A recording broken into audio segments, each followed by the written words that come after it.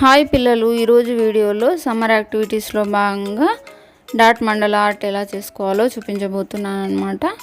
చాలా ఈజీగా చేసుకోవచ్చు, పిల్లలు కూడా వేసుకోవచ్చు అనమాట. ఈ ఆర్ట్ని నేర్చుకుంటారు కదా పెయింటింగ్, అందుకని ఇది చూపిస్తున్నాను అనమాట. సో ముందుగా వైట్ ఆర్కాలిక్ కలర్ని ఇలా స్పాంజ్ సహాయంతో మొత్తం అద్దేసుకోవాలి.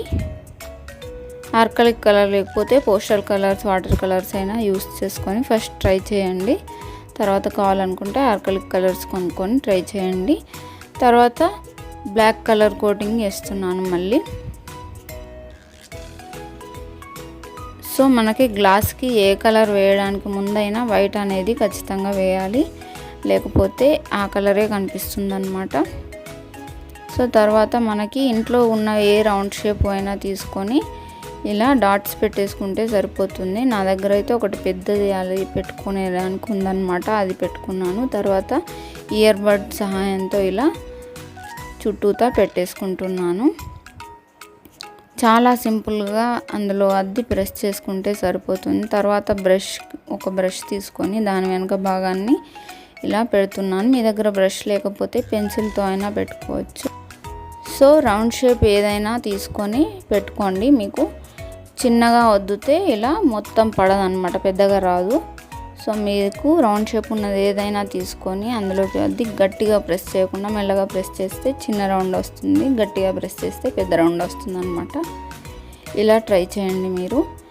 చుట్టూతా ఇలా రకరకాల షేప్లలో రౌండ్స్ పెట్టేసుకుంటూ వెళ్ళడమే.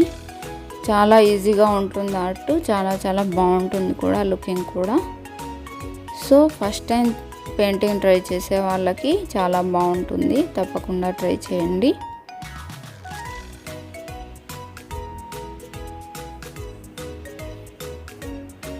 సో ఇలా పెట్టిన తర్వాత ఆరిన తర్వాత ఇంకా అందులో మధ్యలో వేరే కలర్స్ వేయాలన్నమాట, అప్పుడు బాగా కనిపిస్తుంది. ఇప్పుడు టూత్పిక్ యూజ్ చేసి నేను పైనుంచి కింద వరకు ఇలా డాట్స్ లాగా పెడుతున్నాను.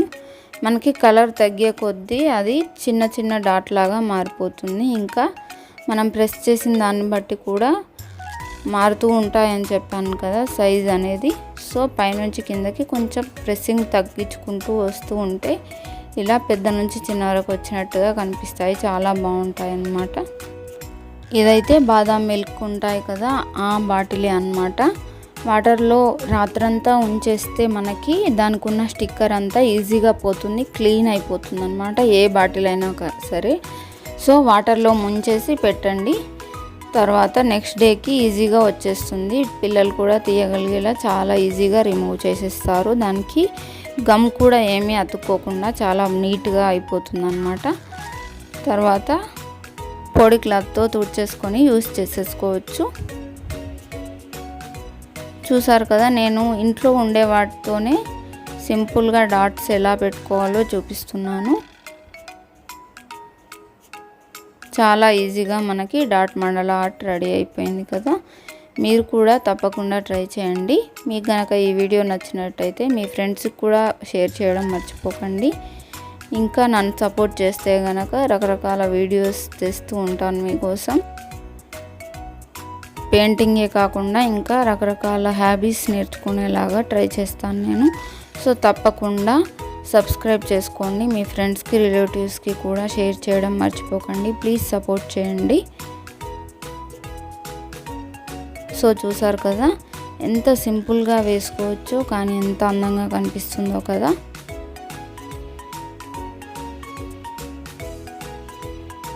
మనకి కరెక్ట్ షేప్లో ఈ రౌండ్స్ లేకపోయినా కూడా ఎంత పర్ఫెక్ట్గా వచ్చిందో చూసారా. ఇంకా వీటికి సపరేట్ టూల్స్ ఉంటాయి, వాటితో అయితే ఇంకా చాలా బాగా వస్తుందన్నమాట.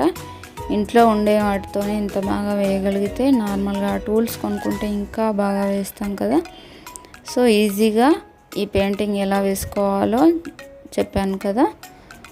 సో ఇంకా రకరకాల వీడియోస్తో తప్పకుండా మేము ముందుకు వస్తాను.